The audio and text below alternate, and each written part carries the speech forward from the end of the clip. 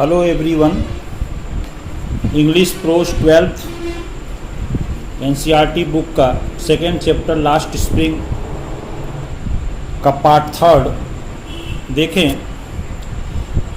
इसमें लेखिका और साहेब का ही अभी वर्णन चल रहा है, आपस में बातचीत कर रहे हैं। आई समटाइम्स फाइंड अ रूपी इवन अ 10 रूपी नोट। साहेब बता रहा है कि कभी कभी कूड़े के ढेर में या कचरे में उसे 1 रुपये तो कभी 10 रुपये का नोट भी मिल जाता है। Saheb says his eyes lighting up. Saheb कहता है उसकी आंखें चमक पड़ती हैं।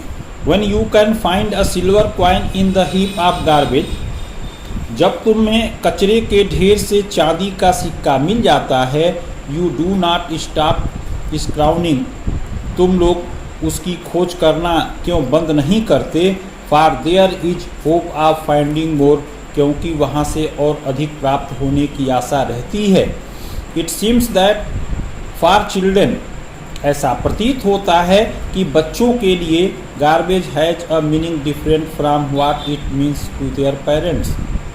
कूड़े कचरे का अर्थ बच्चों के लिए उनके माता पिता के अर्थ से बहुत ही भिन्न है। For the children it is wrapped in wonder, बच्चों के लिए यह आश्चर्य में लिपटा हुआ है, क्योंकि कभी पैसा पा जाते, कभी चांदी का सिक्का पा जाते, कभी कुछ पा जाते हैं। For the elders it is a means of survival, लेकिन बड़ों के लिए कचरा और कूड़ा अस्तित्व के समान है, क्योंकि उनके जीवन का सारा खर्च इसी से चलता है। लेखिका एक दिन साहेब को, इस पैसेज में हमको देखना है कि वह टेनिस का खेल देख रहा होता है, तो इन्हें भी लगता है इसको भी यह खेल पसंद है। तो कहती हैं कि वन विंटर मॉर्निंग, एक जाड़े की सुबह, I see Saheb standing by the fenced gate at the neighbourhood club. जाड़े की सुबह मैंने साहेब को बाढ़ से घिरे हुए एक फाटक के समीप खड़े देखा। Watching 2 young man dressed in white playing tennis, जहाँ से वह सफ़ेद वेशभूषा पहने 2 युवकों को टेनिस खेलते हुए बहुत ही ध्यान के साथ देख रहा था। आई लाइक द गेम, मुझे वह खेल पसंद है। He homes content to watch it standing behind the fence, वह हिचकिचाते हुए कहता है और चहारदीवारी के पास खड़े होकर देखता रहता है।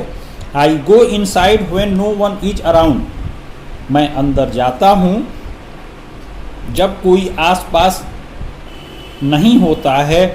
ही एडमिट्स, वह स्वीकार करता है। The gate keeper lets me use the swing, चौकीदार मुझे झूला झूलने देता है।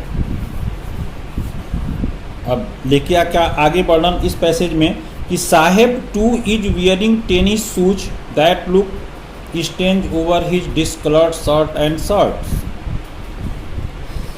साहेब भी टेनिस का जूता पहने हुए है, जो उसके गंदे कमीज और पैंट पर बहुत ही विचित्र लग रहे हैं। Someone gave them to me, किसी ने मुझे दे दिया है। He says in the manner of an explanation, वह समझाने के स्वर में कहता है। The fact that they are discarded shoes of some rich boy who perhaps refused, the fact that they are discarded shoes of some rich boy, बात ये थी कि किसी धनी लड़के ने उन जूतों को बेकार समझकर फेंक दिया है। Who perhaps refuse to wear them because of a hole in one of them, शायद उसने उनको पहनने से मना कर दिया था क्योंकि एक जूते में छिद्र हो गया था। डज नॉट बॉदर हिम, लेकिन इससे उसे कोई परेशानी नहीं थी। For one who has walked barefoot, क्योंकि वह जो नंगे पैर चलता है। Even shoes with a hole is a dream come true, तो एक छेद वाले जूते ने भी उसके स्वप्न को साकार कर दिया है। But the game he is watching so intently is out of his reach. लेकिन वह खेल जिसे वह इतना ध्यान मग्न होकर देख रहा है उसकी पहुंच से बहुत ही दूर है। अब आप देखो कि एनिस जंग जी ने बचपन चुराने का कितना अच्छा तरीके से वर्णन किया है कि बचपन कैसे चुरा लिया जाता है, बचपन कैसे चोरी हो जाता है।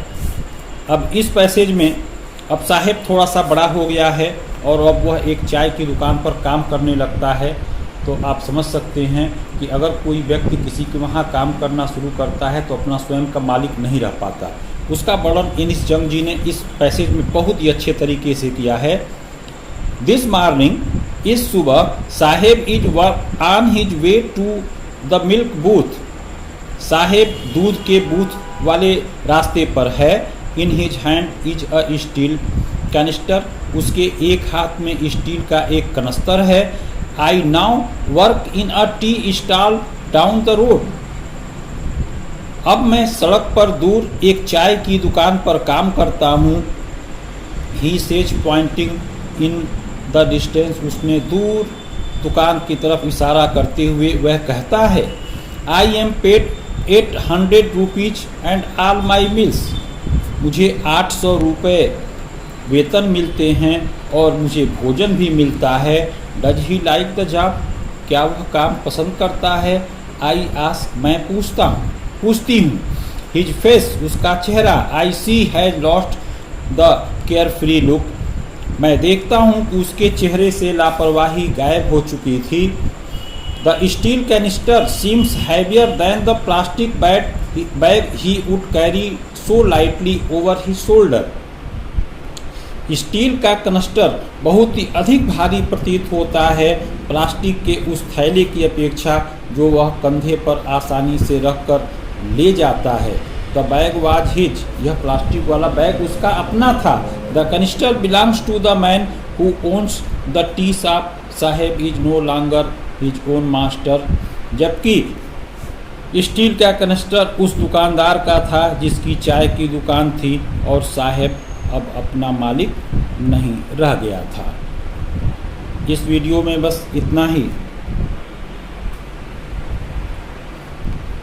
अगले वीडियो में हम इस चैप्टर को जारी रखेंगे। तब तक आप लोग अगर सब्सक्राइब न किए हों तो चैनल को सब्सक्राइब कर दें ताकि जो भी नए वीडियो अपलोड किए जाएं तुरंत आपको मिल सकें। Thank you.